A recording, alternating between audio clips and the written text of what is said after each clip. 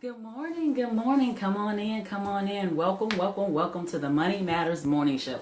Come on in, tag your friends, share. Come on in, say hello in the comments. Let me know where you're from. We're going to get started with this morning show. And I am Nefateria and I'm a certified professional life coach as well as an author of this wonderful book, How to Act. Activate your faith, commit to your plan, and take action. That would change your life. Good morning, Ken. How are you doing? Good morning, good morning. Thank you for coming in. Thank you for sharing. Thank you for tagging your friends. And on the Money Matters Morning Show, we talk all things faith, finances, and freedom, whether it's the freedom of being an entrepreneur, the freedom of good credit, freedom of living the life that you want and desire for yourself. So today's title of my message is, if you decide to pay or not. That is the question. And we're talking about, thank you for the heart love. And we're talking about had a question come in that said, if I received a letter from a collector and they're wanting to collect on a debt that's past the statute of limitations, what should I do? But before I get into today's topic, let me reintroduce myself to some and introduce myself to others. Well, one of the first scriptures I learned was, owe no man nothing but to love him, for he that hath loveth had fulfilled the law.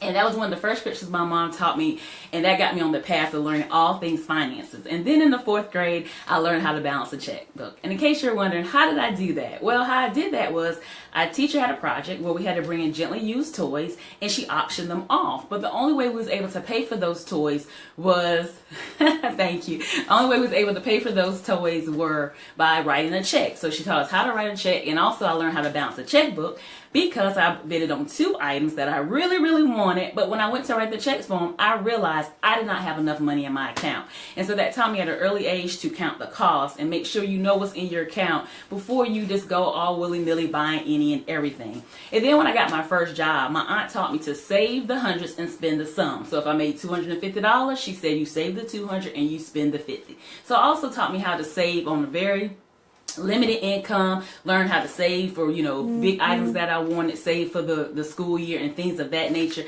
and just to be mindful and be a good steward of what you've been blessed with.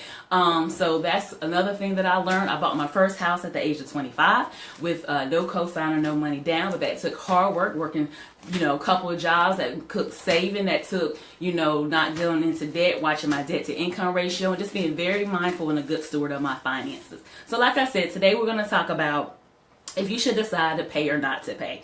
Well, like I said, if you was to get a letter from one of the collectors saying, hey, you owe, $600, it's past the statute of limitations, and we'll negotiate with you and only ask you to pay, 25% only of that debt, which is about $150.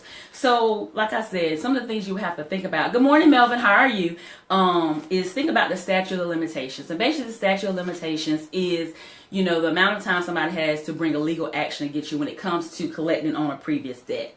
So, in this scenario, this person has 3 choices. They can either pay it, they can get an attorney, or they can absolutely do nothing. But before we even talk about, the different ways they should pay it or not pay it, or if they should get an attorney, first things we need to start thinking about is we need to contact that collector and find out if this debt is truly yours and if they have authorization to collect on that debt. So you will need to send that collection agency a certified letter with a return receipt. Certified letter just basically means that they have to sign for it. The return receipt is a green card you put on the back, which means whoever received that letter will also sign that green card, and it gets mailed back to you in the mail. So you have a tracking of this letter that you sent to this collection agent to get for them to submit proof to you that this is actually your debt and they have authorization to collect on it. And don't pay them anything, don't send them anything until they actually send you proof that this is your debt and they have the authorization to collect on it. Now, as far as the fair acting practices, that was established in 1977, and that just protects, us consumers against the abuse of collectors. Good morning, Carolyn. How are you? Good morning, Melvin. Again, how are you? And so, you are protected with those principles. With that Fair Act Collection Practices Act, you are protected in that way. So just make sure that before you pay any collector that you find out for sure that they have authorization to collect on it and that debt actually does belong to you. So like I said, you need to verify it. Also, before you even decide to pay it, you have to look into your account, look into your budget, look into your household finances, and find out if you can afford to do this. Can you afford, it's $150, and to some that's not a lot, to some that makes a difference in their budget. You have to look and see if you could actually afford to pay that $150. If you pay that $150 to that collector, will it affect, your current bills? Will it make you pay, miss a payment on something else? Definitely look and see if that's something that you can afford to do at the time before you even make a decision if you're going to pay it, do nothing, or contact the lawyer. Also, check your old, check your checking account, your previous statements. If you like me, you keep them for 7 years. But in case you don't, you more than likely can contact your bank, and they go back a certain amount of time to see when was the most recent payment that you made to that particular, not the debt collector, but whoever they're trying to collect the debt for. So if it was Sears or whoever they're trying to collect the debt for, find out what was the last time you actually made a payment to that particular individual. So, and you want to know that because, if you can reset the clock on the statute of limitations. So say for conversation's sake, the statute of limitations was 7 years and your last payment was 6 years and 51 weeks ago. And if you go and make that payment, that starts that 7-year cycle all over again. That's why it's important for you to know, when your last payment was made. And like I said, you can check some of your old account, your checking account to see when you last made a payment. You can also possibly contact your bank to see how far they go back as far as the bank statements go. It may charge you a fee for that, to see when your last payment actually was to that particular person that you owe the money to.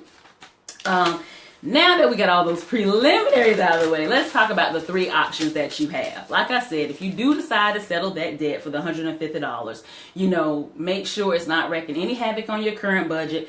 Make sure you have an offer from that collection agency that says, hey, once you pay this $150, this debt is completely satisfied, and you make sure you have that in writing. You make sure you keep proof of your, canceled check. Make sure you keep proof of that letter, that statement that they're sending you saying, hey, this debt that's $600, it will be completely satisfied if you pay $150. Make sure you keep that just in case it comes up again. Make sure you have that proof and that documentation. It can be very vital.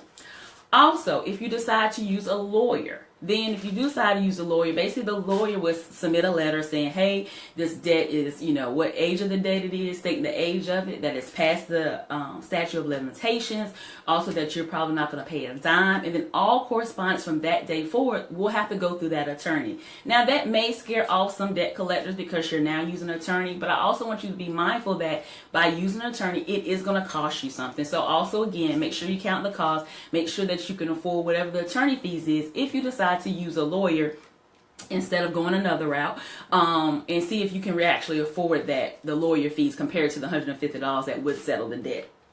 And of course, lastly, it's absolutely do nothing. But is it worth the trouble? If you do absolutely nothing and these debt collectors keep bothering you and keep harassing you, is the $150 worth it? In my opinion, it is not. It really is not. But that's a decision that you have to make. So there's kind of 3 ways to handle it. You either go ahead and pay it, you either contact an attorney, or you absolutely do nothing.